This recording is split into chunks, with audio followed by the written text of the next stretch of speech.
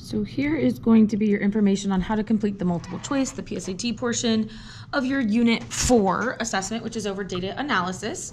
Okay, so if we're looking at completing these, right, the first question says the table above shows information about 14 cars listed for sale on an automotive dealership's website. If one of the cars listed for sale is selected at random, what is the probability that the car selected will be a hybrid car priced at no more than $25,000? Okay, so this is just another way of saying what is the fraction that would represent the percent? That's probability, right? Right? What is the fraction that we would write that shows us that we would pick a car out of all of them, okay, that is a hybrid at no more than $25,000. So a hybrid is my row here at no more than $25,000. So there's two of those, right? And 2 out of 14 is how many we could pick. So if we have 2 out of 14 and we reduce that, that's 1 out of 7. So that would be answer A. Question 2. Okay, we have a graph. It shows the high temperature on a certain day and the elevation of 8 different locations in the Lake Tahoe Basin.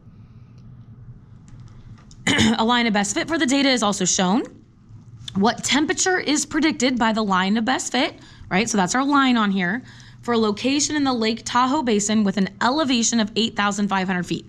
So I want 8,500 feet, right? There's my point. And if I follow that across, that's going to be at 39. So I would say B.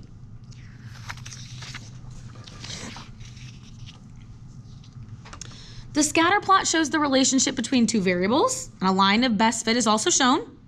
Okay, so we have a line of best fit. It says, which of the following equation best represents the line of best fit?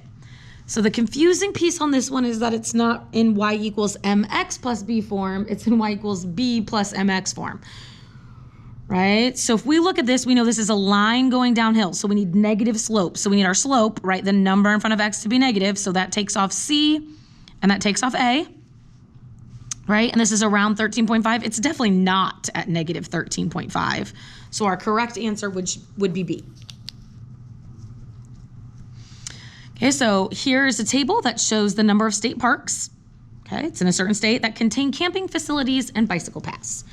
So if one of these state parks is selected at random, so one of the total, right? If one is selected at random, one out of all of them, one of the total, right? So we need our total.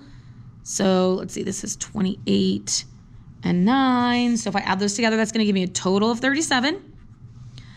What is the likelihood? How many options do I have that I can pick one that has camping facilities, but does not have bicycle paths, right? So that overlaps at 5. So I would have 5 out of 37. So that'd be option A.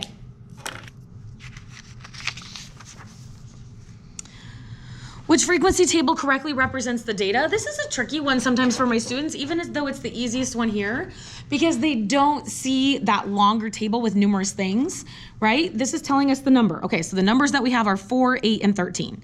So it can't be this one because this doesn't include 4, 8, and 13 in the number. This does not include 4, 8, and 13 in the number, right? That's telling us which number options do we have. And then it's saying how frequent is it? So there are 1, 2, 3, 4 4s. There are 3 8s, and there are 2 13s. Okay, and so we'd pick option A because this says there are 4 4s, 3 8s, 2 13s.